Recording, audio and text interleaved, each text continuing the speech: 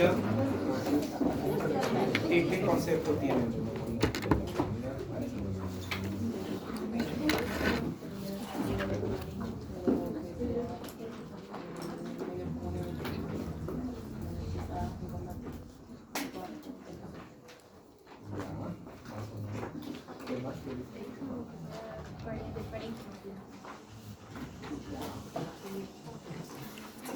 Una infección. ¿No? Está bien. ¿Qué más? ¿Algo más? ¿Pero por qué es adquirida en la comunidad?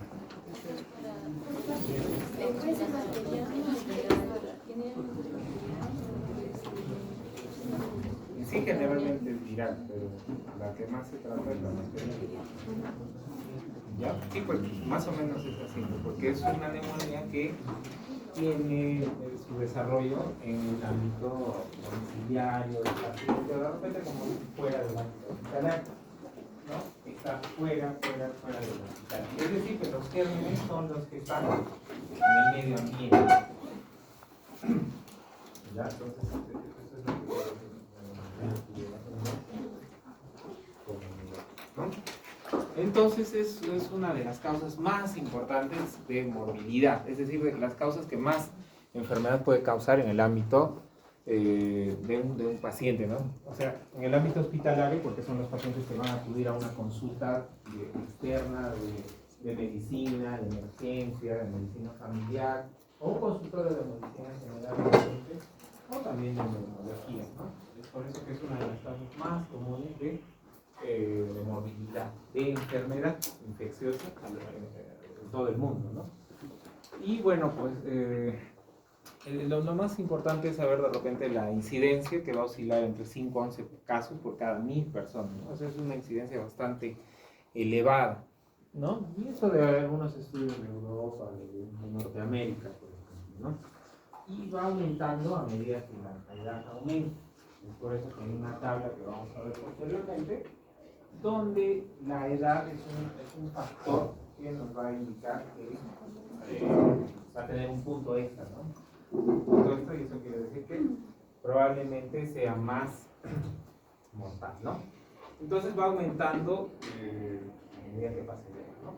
Se va a ver un poco más en hombres que en mujeres, ¿no? Y bueno, el germen más común, esto es muy importante, es el Streptococcus pneumoniae, ¿no? Hay otros gérmenes, hay otras bacterias que causan, sí es cierto, el género, como le dije a su compañero, a la cabeza de repente están los virus, pero vamos a hablar un poco más de la neumonía bacteriana, porque es la que va a tener algún tipo de tratamiento, ¿no?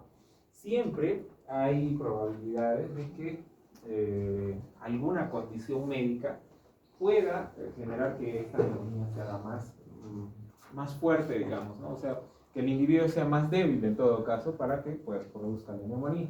Por ejemplo, que el individuo, el paciente, sea fumador, que tenga algún tipo de inmunosupresión, que tenga de repente cáncer, que tenga VIH, que tenga una colágenopatía como una artritis reumatoide tratada por corticoides,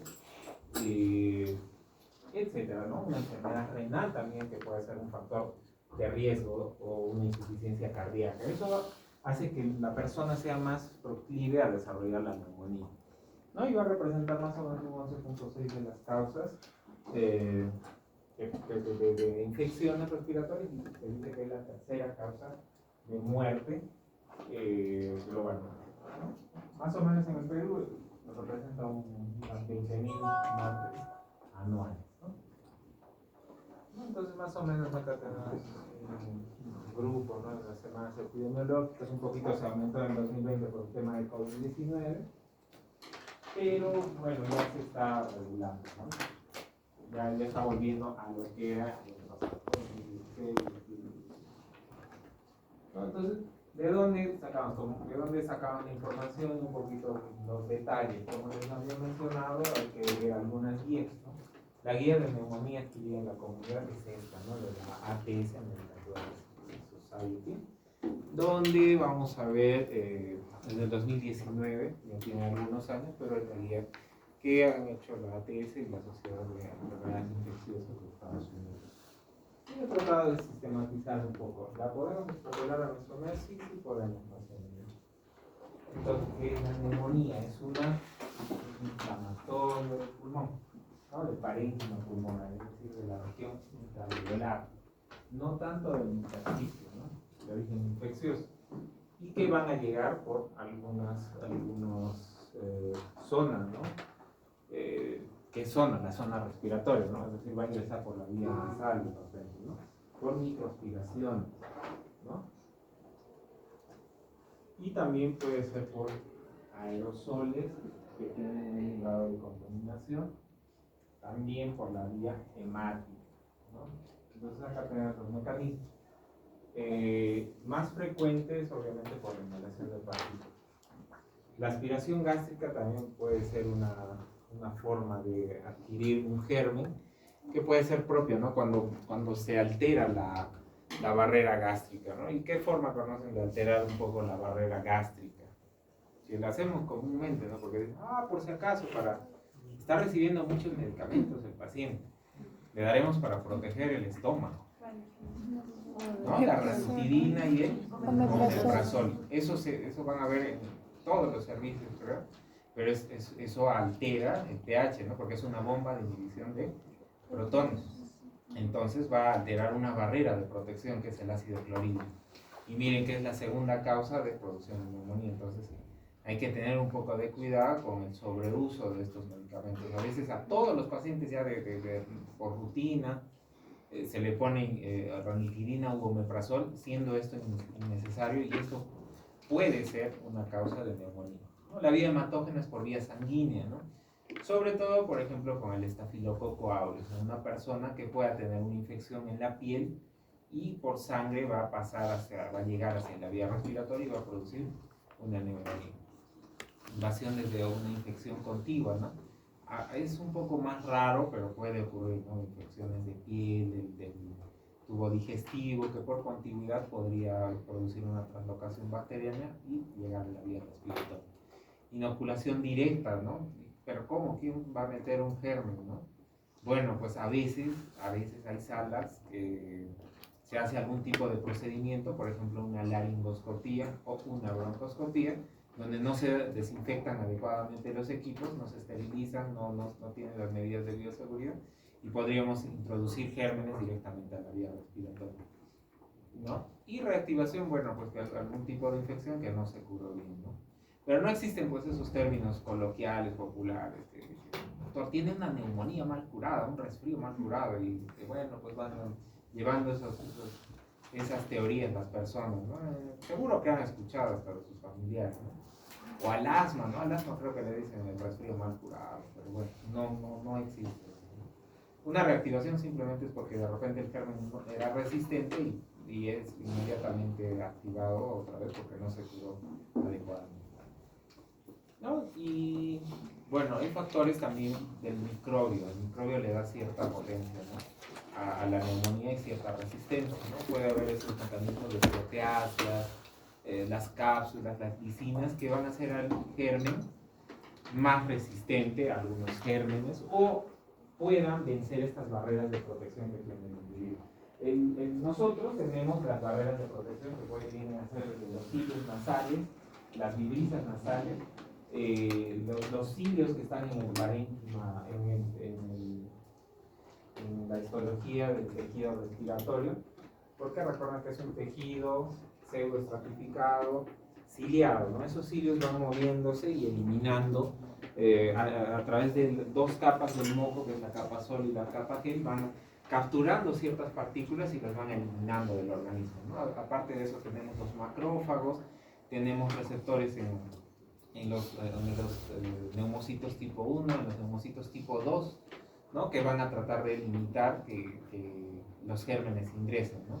Tenemos los macrófagos, tenemos el ácido clorhídrico, que son barreras de protección. Que estas, bueno, el germen también va a tratar de luchar contra eso y va a lograr ingresar en personas que tengan algún tipo de inmunosupresión crónica o algún tipo de baja en su inmunidad, que no sea crónica, ¿no? De repente es aguda, pero va a conllevar a que el paciente pueda desarrollar la neumonía. Algunas personas que no tienen vaso, ¿no? Pueden ser por cuestión genética, que es un poco raro, o por algún trauma o infarto de vaso, ¿no? Que se les ha retirado el vaso y esas personas pueden ser propensas a desarrollar algunos tipos de neumonía. Sin embargo, inmediatamente los cirujanos extirpan el vaso, se va a proceder a vacunar a los pacientes para que evitemos la exposición de gérmenes capsulados. Entonces va a depender de esos procesos, ¿no?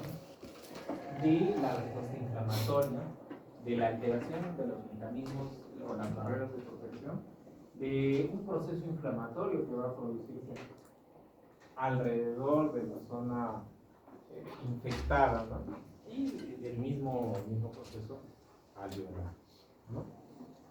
Entonces vamos a tener que el microorganismo va a ingresar hacia los pulmones de forma aguda, por las vías que ya hemos mostrado, ¿no?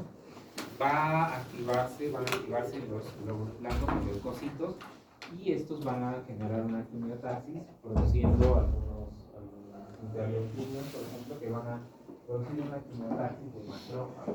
Hacia la zona donde está el germen, ¿no? Que van a producir un efecto inflamatorio con liberación de radicales libres, y esto va a generar, para atraer además a estos mecanismos de defensa, a los macrófagos, va a haber congestión vascular, pero estos gérmenes pueden destruir también las paredes de los neumocitos, y pueden alterar también el líquido surfactante, ¿no? El surfactante que mantiene a los alvéolos en de colapso, ¿no? Es decir, que si alteran el surfactante, pues estos van a colapsar, ¿no? Y si colapsan, no va a haber pues el intercambio gaseoso. Es decir, que la función primordial del pulmón, que es el retiro del CO2 y la adquisición de oxígeno hacia el organismo, va a verse alterada. Si hay una respuesta sistémica, si esto se perpetúa y se hace un poco más largo, y las defensas no son lo suficientemente buenas, o no se ha iniciado un antibiótico, entonces el paciente va a entrar en un estado de sepsis, después llegará al shock séptico y finalmente podría fallecer, ¿no? ¿Una neumonía puede llevar a la muerte? Sí, sí puede. ¿No? Los gérmenes más comunes. El germen más común, disculpen, a la cabeza es el estreptococo neumonía. Pero tenemos una serie de gérmenes o microorganismos, ¿no? Tenemos el Staphylococcus aureus, el Haemophilus influenzae, bacterias anaerobias, tenemos también algunos gérmenes atípicos, ¿no? Como la Catarrhalis, como Mycoplasma, Clamidia, la Klebsiella, ¿no? Tenemos también que hay algunos gérmenes menos frecuentes, ¿no? Tenemos también a los virus, ¿no? Que sobre todo en la población pediátrica es muy frecuente, ¿no? Los virus, todos estos virus podrían causar neumonía: virus sincicial respiratorio, virus para influenza, virus influenza. Y recuerden también que el coronavirus causaba una neumonía, ¿no? Causaba una neumonía COVID-19, que incluso era mortal. También podemos observar, en adultos puede haber también el virus influenza A o B, puede desarrollar una neumonía y puede ser mortal. ¿No? Tenemos otros gérmenes también, hongos como Histoplasma, como Criptococo, como riquecias, y también la tuberculosis. La tuberculosis pues, también puede causar una neumonía, ¿no? ¿Cómo se diferencia? Bueno, son cuestiones por el aislamiento del germen, la baciloscopía. Y si está una baciloscopía aislada, es decir, un BK positivo, y observamos que el paciente desarrolla dificultad respiratoria, tos, todos los signos de una neumonía, una insuficiencia respiratoria, estaremos ante una neumonía producida por Mycobacterium tuberculosis. No, pero miren, este es un estudio importante, es un poco antiguo, sí, pero más o menos se va repitiendo, que es un estudio que se hizo en Estados Unidos, donde vemos que a la cabeza está el rinovirus, ¿no? Miren ahí que no se detectó el germen en un 62% de los casos, pero la mayoría de casos que sí se detectaron el agente infeccioso fueron virus, ¿no? Principalmente están los virus, el rinovirus, el virus de la influenza, el estreptococo ya está más o menos en el tercer lugar. Es decir, que a todos debemos darle antibióticos, no necesariamente, pero hay que hacer una buena correlación clínico, laboratorial y radiológica para estar seguros si damos o no antibióticos. No es dar por dar a todos antibióticos, ¿no? Eso puede alterar la conducta terapéutica o la conducta diagnóstica posterior, o también podría generar resistencia si que damos antibióticos a discreción, ¿no? O encubrir otros cuadros. Ya, nuevamente recuerden, en casi todas las series, es decir, en varios estudios se ha determinado que el estreptococo neumonía es el germen más frecuente. Ahora, eso es importante, ¿no? O sea, ya saben que el estreptococo es el más frecuente, pero a veces en ciertas poblaciones, por ejemplo en pacientes con EPOC, no es tanto el estreptococo neumonía, sino es el Haemophilus influenza. Y bueno, se puede correlacionar con algunas cosas, ¿no? Con algunas condiciones. Si hay malnutrición, si hay alteración pulmonar, si hay bronquiectasis, podríamos estar hablando de una pseudomonas, ¿no? Pero, o sea, esto puede ser como que de deducción o correlacionar más o menos qué puede ser. Esto más que nada es para propósitos de examen. Pero en la vida real lo que se debe hacer es aislar el germen, ¿no? Es decir, hacer un gran cultivo de gérmenes comunes, detección de hongos, detección de virus respiratorios para determinar ante qué germen estamos, ¿no? Podemos hacer esas tres cosas. También podemos buscar parásitos en esputo y recién con eso dar el tratamiento adecuado, suspender, escalar o desescalar el antibiótico, ¿no? Que se puede usar empíricamente hasta que salga el resultado de nuestro cultivo, ¿no? Por ejemplo, acá dice, si es un paciente con absceso pulmonar, está el estafilococo. Si es alcohólico, el estreptococo neumonía. Si es por aspiración, gérmenes de la cavidad oral, ¿no? Anaerobios. Si tiene EPOC, el Haemophilus influenza. Si ha estado en un crucero o en un hotel las 2 semanas previas, legionela. Por eso, o sea, como les digo, estos cuadros sí, pues se correlacionan porque hay que hacer una buena anamnesis, pero en realidad hay que aislar el germen. A veces, por ejemplo, la legionela no tienen en medio de cultivo todos los hospitales. Entonces, por ejemplo, el hospital donde laboró, el Hospital Lorena, no tiene el medio para aislar legionela. Entonces hay que hacer una buena anamnesis y de repente en nuestro cultivo no van a encontrar nada, pero el paciente sigue deteriorándose clínicamente. Entonces, si hemos hecho una buena anamnesis, que estuvo en un crucero, en un hotel, en las 2 semanas previas, ¿por qué en un hotel? Por el aire acondicionado, por los hoteles que tengan aire acondicionado, puede conllevar a que tenga esa infección por legionela, ¿no? Se puede hacer algunas detecciones también en orina, en sangre, pero no las tenemos disponibles en este momento. ¿No? Igual, en una persona con VIH, si bien es cierto el Pneumocystis carini es la infección más común que puede generar, Pneumocystis jirovecii, perdón, si hablamos de neumonía, el germen que más frecuentemente causa neumonía bacteriana en un individuo con VIH, igual sigue siendo el estreptococo neumonía. Si tiene 2 cocaluchoides, será de la pertussis. Y así, más o menos este cuadro. Entonces, ¿cómo vemos la gravedad? Con esa técnica, con esa escala que es bastante conocida y bastante simple. CURT 65. Por eso les decía que la edad puede ser un factor de riesgo para gravedad. CURT, confusión. ¿Y cómo medimos la confusión? Escala de Glasgow.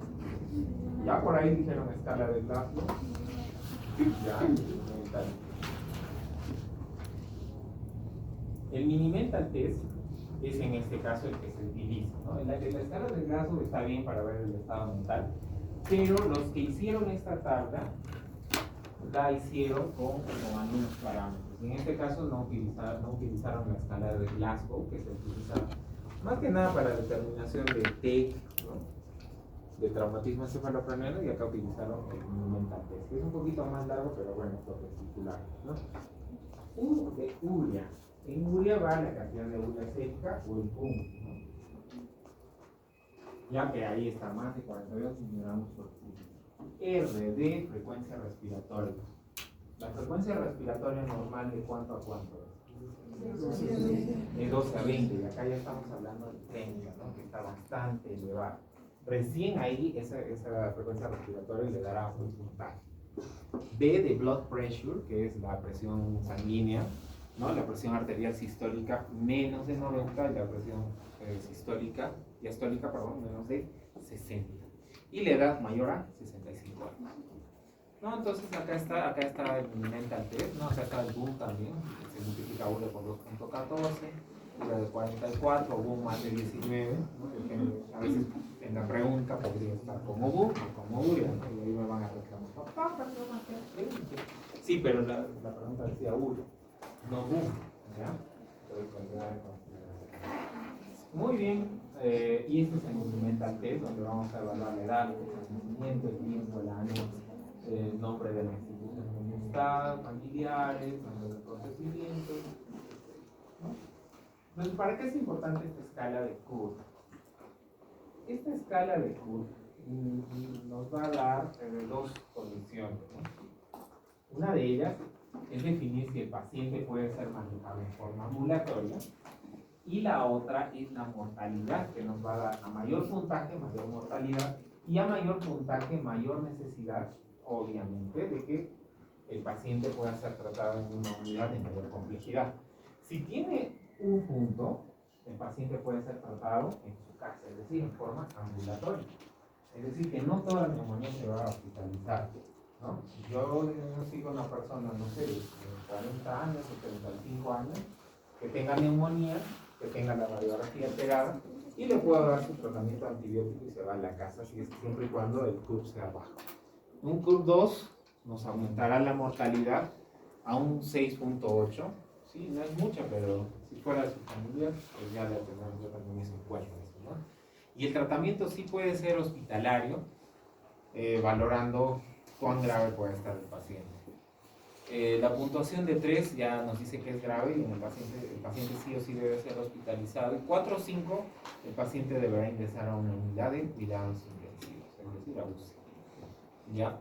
Pero esta escala se queda muy corta, ¿no? O sea, solamente esos parámetros van a definir todo. No, existen unas escalas un poco más grandes, como por ejemplo esta escala de Fine o la escala PCI, que ya tiene más puntaje. No vamos a definir si es varón o es mujer, si está en un asilo, su presión arterial, la temperatura, si tiene algún tipo de comorbilidad renal, cerebrovascular, cardíaca, endocrinológica, como una diabetes, por ejemplo, y también valoraremos la gasometría arterial. La escala CURB es para decidir rápidamente en una sala de emergencia, ¿no? En un tópico de emergencia. Una vez que el paciente pase a observación o hospitalización, ya podemos hacer uso de estas escalas con mayor paciencia, ¿no? Tomar exámenes. Es decir, que el paciente tiene que estar evaluándose constantemente, ¿no? Y reevaluándose y reevaluando. No es que queda con esa escala inicial y ahí se acabó, ¿no? Hay que estar evaluando y evaluando y evaluando, ¿no? La escala FINE también tiene una puntuación que, ¿no? Ven acá 10, 30 puntos, etcétera. Y acá nos dirá, si los puntajes son más bajos, pues la clase es menor. Si los puntajes son más altos, pues la puntuación será mayor. Y nos va a dar una mortalidad, incluso hasta los 30 días, ¿no? Una mortalidad alta de casi 30% si es que tiene un puntaje más de 130.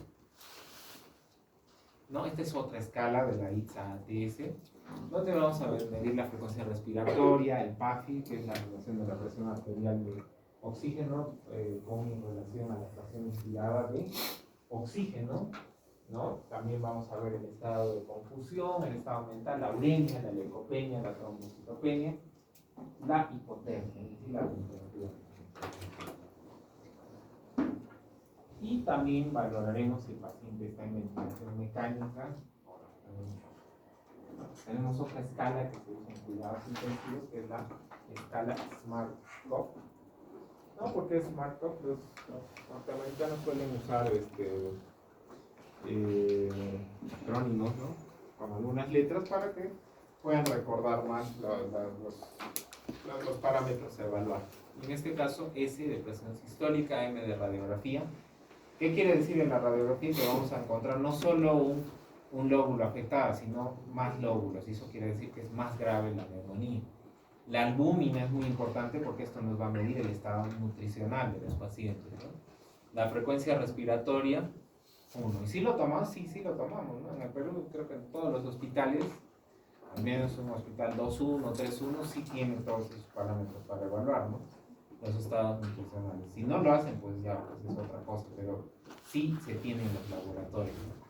La taquicardia, la confusión, la gasometría arterial, por ejemplo, ¿no? Y vamos a ver la presión parcial de oxígeno, ¿no? Recuerden que también hay ciertas adaptaciones para la altitud. Y el tratamiento siempre es importante en las medidas generales. Ante una neumonía es muy, muy importante asegurar el oxígeno primero, ¿no? Porque está siendo alterada la función principal del pulmón, ¿no? No en la totalidad. La neumonía está localizada en un lóbulo o en un segmento, ¿no? Pero el resto de los segmentos o lóbulos sí aún están funcionando. Pero esto puede ir aumentando. Entonces hay que asegurar el oxígeno, hay que asegurar una buena hidratación, porque la frecuencia respiratoria acelerada va a generar mayor eliminación de partículas de agua y por ende el paciente puede entrar en deshidratación. Se tiene que dar una buena alimentación, se debe dar profilaxis porque el paciente va a estar recostado mucho tiempo y se tiene que dar una profilaxis de, por ejemplo, enoxaparina para prevenir la tromboembolia pulmonar, ¿no?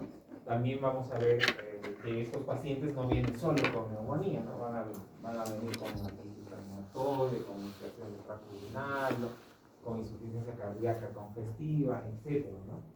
Y mientras se puede usar, o hacer interconsultas a medicina física y rehabilitación para que se inicie una terapia respiratoria.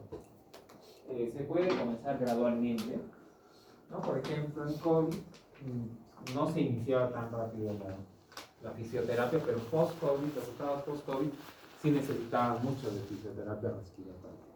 También hay que manejar la parte hemodinámica, hay que dar buena hidratación, hay que mantener una presión arterial adecuada, ¿no? Y se puede utilizar también ventilación no invasiva en una primera instancia y de repente después ventilación mecánica invasiva si el paciente no va bien.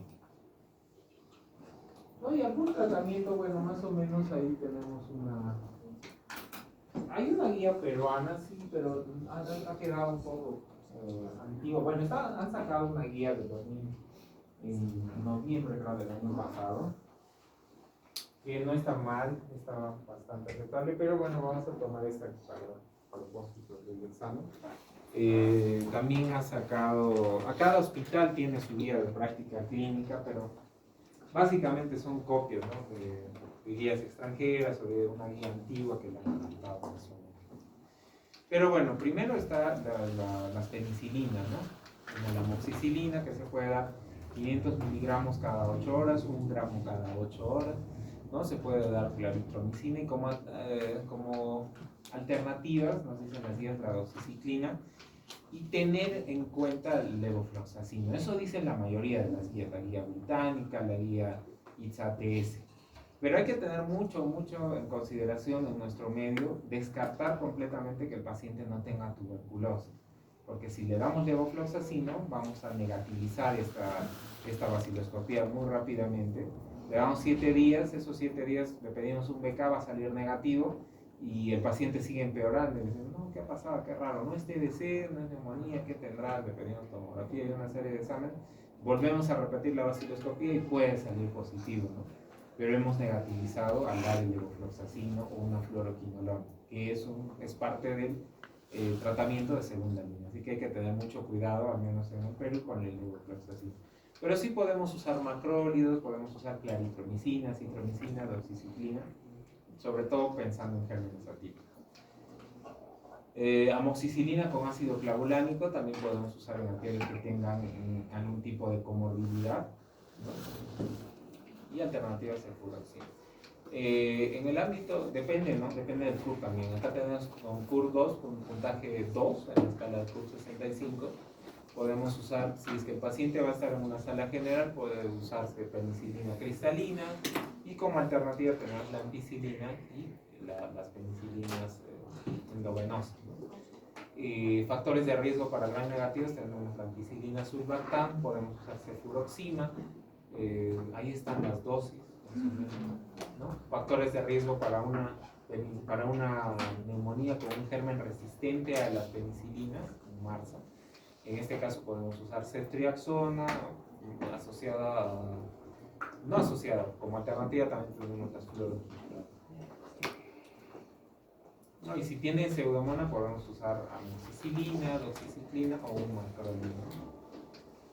Si tiene comorbilidades, darle amoxicilina con ácido clorhídrico. Y acá también tenemos de la guía ATS, ¿no? Que dice que se puede usar. Deberíamos detectar si el estafilococo es meticilino resistente. Eso sería lo más apropiado. Recomiendan hacerlo con algún aislamiento, hacer un seguimiento con proteína C reactiva, por ejemplo, con procalcitonina. Ojo que en la guía nos dice que la procalcitonina no nos define si iniciamos el tratamiento, pero si está en un ámbito intrahospitalario podría ayudarnos, en todo caso, a la conducta terapéutica de suspensión del antibiótico, pero no así de inicio, no es que, ya sale negativo, mejor no le doy antibiótico. Tampoco hay que ser tan cerrados en ese sentido. Eso es lo que dice la guía, ¿no? Bueno, lo mismo, más o menos un cuadrito resumen. Y el tratamiento, pues, ¿cómo vamos a evaluar? Vamos a ver si el paciente respira mejor, es decir, su frecuencia respiratoria va disminuyendo, si está más hidratado, si está más despierto, su estado confusional va regresionando, si come mejor, porque los familiares te van a decir, no come hace una semana, pero de pronto con el antibiótico va a ir mejorando su alimentación, va a disminuir la fiebre, va a disminuir la tos, va a disminuir la purulencia de su tos, y bueno, pues la presión arterial también va a mejorar en aquellos individuos. Es decir, clínicamente va a haber una regresión de todos los signos y síntomas que hemos evaluado anteriormente. Estos van a ir desapareciendo poco a poco, y eso quiere decir que estamos yendo bien con nuestros tratamientos, ¿no? También laboratorialmente tenemos que hacer un seguimiento más o menos cada 3 días, salvo que sea ambulatorio. Ahí ya no le vamos a pedir examen de sangre cada 3 días, ¿no? Si está en el ámbito hospitalario, sí es posible pedirle un hemograma, una proteína reactiva, una procalcitonina, ¿no? Y también hacer un aislamiento. En la guía te dice que no es necesario hacer un cultivo de inicio, pero eso básicamente está restringido a los pacientes ambulatorios. Si está en el ámbito hospitalario, sí se puede hacer, Lo que pasa es que estas guías son como que ya resúmenes de las guías anteriores, donde dice un poco más grande todo, y en estas guías han tratado de buscar practicidad, pero siempre hay que tener en cuenta las guías anteriores. Entonces, en el Perú tenemos alguna sensibilidad de gérmenes. Bueno, voy a ver si tengo algún estudio más actual, porque esto es muy antiguo, pero más o menos era con una población y con una metodología adecuada, ¿no? Donde sí se encontraba resistencia a algunos de los medicamentos más comunes que usamos, al cotrimoxazol, a la penicilina, a la citromicina, a la eritromicina, a la clindamicina. Es decir, que por un sobreuso de antibióticos y mal uso de antibióticos es que producimos resistencia. Yo escucho hasta ahora, ¿no? Hay pacientes que vienen a mi consulta de neumología y dicen, doctor, estaba con dolor de garganta, fui a la farmacia y me dieron amoxicilina para que me pase el dolor. O sea, lo toman como si fuera un analgésico. Y seguramente muchos de ustedes o muchos de sus familiares lo han hecho y han escuchado el servicio. ¿Y cuántas dosis ha tomado? 1 o 2. Y eso hacen. Se toman 2 amoxicilinas y creen que con eso es suficiente, tomándolo como si fuera un ibuprofeno, como si fuera un paracetamol. Y ese mal uso de antibióticos genera una resistencia. Entonces hay que tener mucho cuidado y hay que hacer educación médica con nuestros pacientes, con nuestros familiares, ¿no? Hay que decirles no se automediquen, hay que tratar de que los farmacéuticos no expendan antibióticos, ¿no? Es una lucha constante porque hay normas, leyes que a veces los ayudan, los amparan, y hay zonas donde no hay ni médico, entonces el farmacéutico va a asumir el papel del médico, ¿no? Del pueblo, entonces va a estar prescribiendo lo que se le antoja y a veces no en forma adecuada. Pero bueno, ustedes cuando hagan serums traten de generar educación, ¿no? Básicamente todos los problemas en una sociedad se generarían con mejor educación, ¿no? Ya la severidad, bueno, outpatient, quiere decir ambulatorio. Los gérmenes más comunes nuevamente recuerdan el estreptococo, el micoplasma, el hemófilus. Intrahospitalario, el estreptococo, el micoplasma pneumoniae, ¿no? En UCI, el estreptococo pneumoniae, ¿no? Entonces, en las 3 series, el mismo germen puede causar la neumonía. Pero que no quiere decir que el germen es más fuerte o resistente, no necesariamente, dependerá del estado inmunológico del paciente para que esté más grave o no. ¿No? La guía, como dicen, bueno, pues acá decir que no es necesario hacer el cultivo, ¿no? Es un resumen de la guía. Este cuadro sí es muy importante. El cultivo de esputo en la guía 2017 sí se recomendaba, en la guía 2019 dice que no es recomendado, ¿no? El paciente no es necesario hacer un cultivo para iniciar el antibiótico, se puede iniciar el antibiótico antes.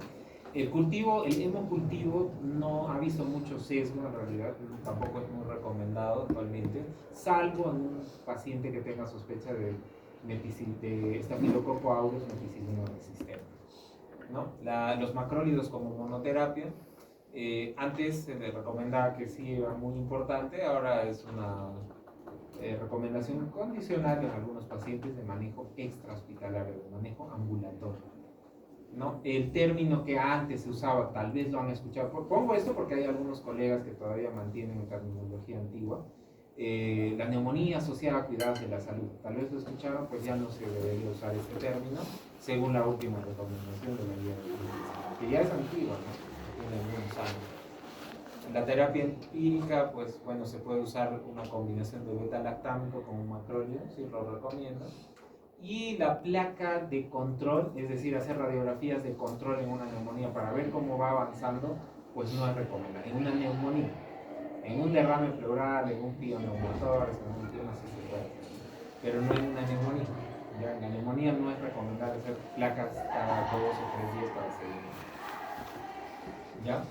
Los cultivos son muy importantes, siempre que haya las condiciones adecuadas de recolección de muestra, y también tiene ciertas características que seguro lo han visto